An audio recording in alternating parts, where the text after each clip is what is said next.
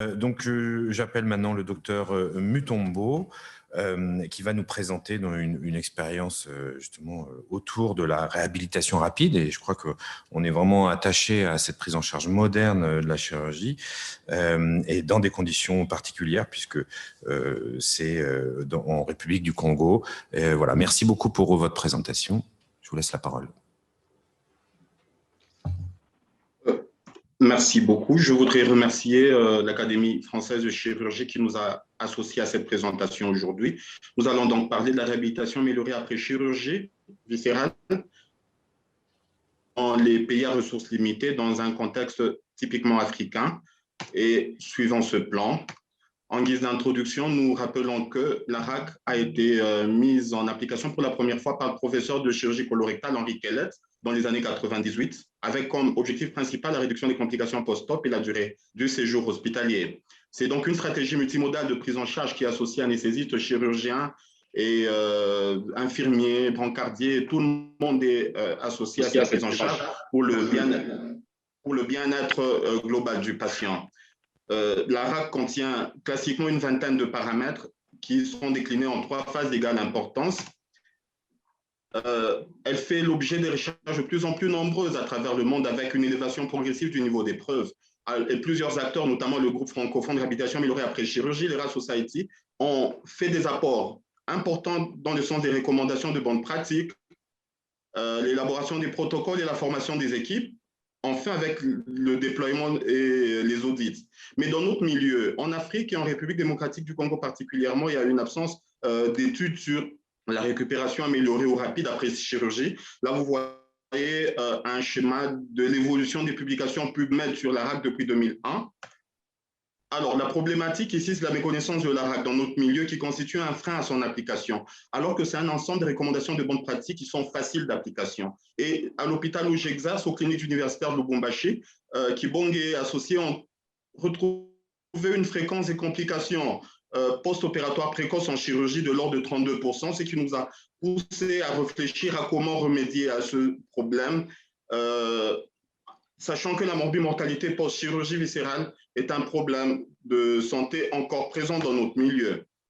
Ainsi donc, nous nous sommes posé la question de savoir l'impact de la RAC sur la morbimortalité post-chirurgie viscérale élective dans notre milieu et particulièrement au centre médical Diamant, le cadre de notre étude, avec comme objectif général la réduction de la morbimortalité post-chirurgie viscérale élective et les objectifs spécifiques, déterminer le niveau de connaissance de la RAC auprès des praticiens en réalisant une enquête CAP, implémenter le programme, l'évaluer sur la morbimortalité et la durée du séjour hospitalier.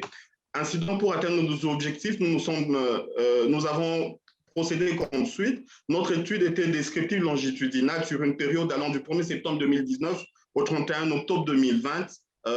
L'échantillonnage était de convenance, réunissant 49 patients. Et l'enquête SCAP a été réalisée auprès de 70 médecins de chirurgie générale, gynéco-obstétrique et anesthésie réa des cliniques universitaires de Lubumbashi.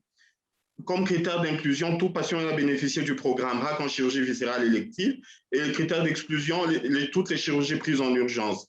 Et le critère de jugement principal, c'était l'implémentation de la RAC. Secondaire, la réduction de la morbimortalité selon le score de Clavien et d'Ando et la réduction de la durée du séjour. Comme matériel et méthode, les fiches, les dossiers informatisés des malades et l'enquête CAP et les analyses statistiques ont été menées. Alors, notre protocole implémenté, il est plus ou moins classique avec tout ce que nous avons de la littérature en période pré-, per- et post-opératoire, mais en faisant un arrêt spécial sur l'approche proximolatoire pour convaincre les patients, non seulement les patients et tous les praticiens de l'intérêt de la RAC, parce que ici dans notre milieu, dire à un patient chez qui on vient de réaliser une appendicectomie, par exemple, de s'alimenter 4 heures après l'intervention chirurgicale, c'était un casse-tête jusque-là. Personne ne pouvait nous croire avant qu'on leur explique correctement ce qu'il fallait. Alors, des résultats, ça c'est sur l'enquête CAP.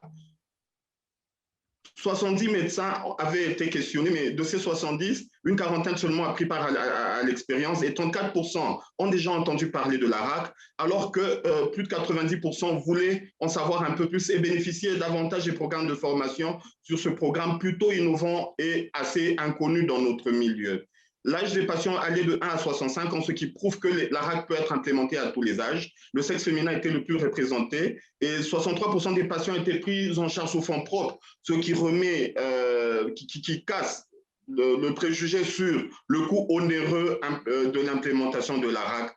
Sur les 21 items de notre programme, 19 ont été implémentés chez tous nos patients. La durée moyenne de séjour était de 4 jours et 55% de nos patients avaient fait un seul jour d'hospitalisation post-opératoire, ce qui est assez rare ici chez nous parce que même pour une appendicectomie, classiquement dans la région, c'est 5 jours post-op. Et par moment, on se demandait même pourquoi on gardait les malades pendant 5 jours. Voyons les scores des Clavien et d'Endo, surtout ces 5 grades. Tous nos 49 patients n'ont présenté aucune complication post-op selon le score de Clavien et d'Endo. Alors, en guise de conclusion, nous dirons que la réhabilitation améliorée après chirurgie, c'est une illustration en chirurgie de l'approche de l'evidence-based medicine, la médecine factuelle. C'est une stratégie multimodale de prise en charge avec réduction de la morbimortalité post-opératoire, de la durée de séjour et des coûts des soins de santé. En rapport avec nos objectifs, le niveau de connaissance, l'enquête CAP, chez qui 41 médecins ont répondu, a révélé que 34% seulement des médecins savaient ce que c'était la RAC. Nous avons implémenté dans les conditions qui sont les nôtres auprès des 49 patients dans un centre hospitalier privé, il faut le dire, parce que les cliniques universitaires ne nous ont pas offert au départ le cadre pour le faire à cause des préjugés de la part de toutes les équipes. Personne ne pouvait accepter que nous puissions travailler pour commencer aux cliniques universitaires. Alors, nous nous sommes rabattus vers un centre hospitalier privé qui nous a offert le cadre et les conditions pour réaliser cette étude sur une année. L'impact de la morbimortalité, le séjour et les coûts de santé. La morbimortalité a été nulle selon Clavien et d'Endo. La durée moyenne de séjour a été diminuée, tel que nous avons vu dans le résultat. Bref, l'implémentation de la réhabilitation améliorée après chirurgie est possible et aisée dans notre milieu. Et donc, dans les perspectives, nous prévoyons réaliser une validation à grande échelle, à plus grande échelle, en incluant ça dans nos cliniques universitaires, dans nos centres hospitalo-universitaires, dans les hôpitaux publics du secteur, dans les hôpitaux du secteur public, et étendre ça sur toute la région, je dis, et je vous remercie.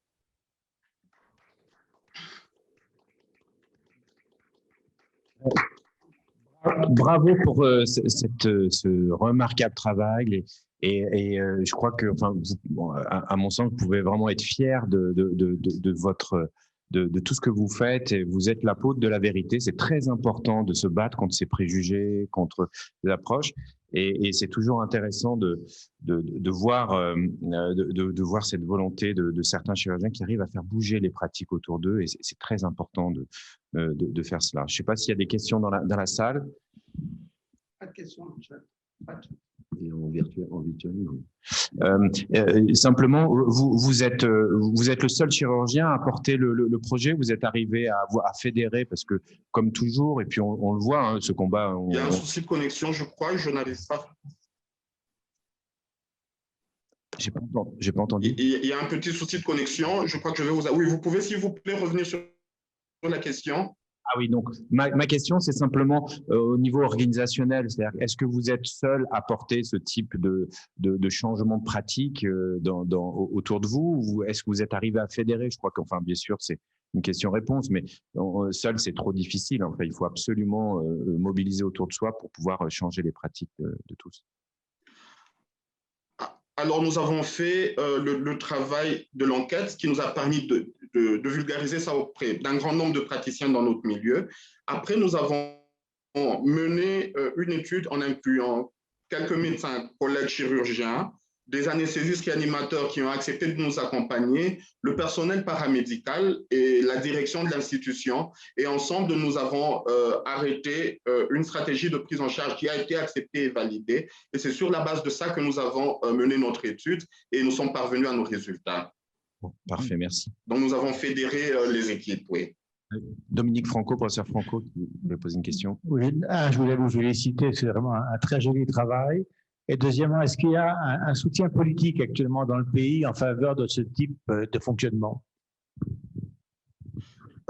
Merci pour la question. Un soutien politique, nous n'en avons pas encore, mais un soutien académique, plutôt oui, parce que après notre soutenance, parce que ça avait fait l'objet de notre travail de mémoire de spécialisation, après notre soutenance, la faculté de médecine, l'université de Lubumbashi, dans laquelle nous pratiquons, les institutions ont accepté de nous accompagner, de nous aider à implémenter ça, notamment aux cliniques universitaires et dans d'autres hôpitaux à vocation universitaire de la région. Donc, un apport académique, oui, mais politique à proprement parler, il n'y en a pas jusqu'ici.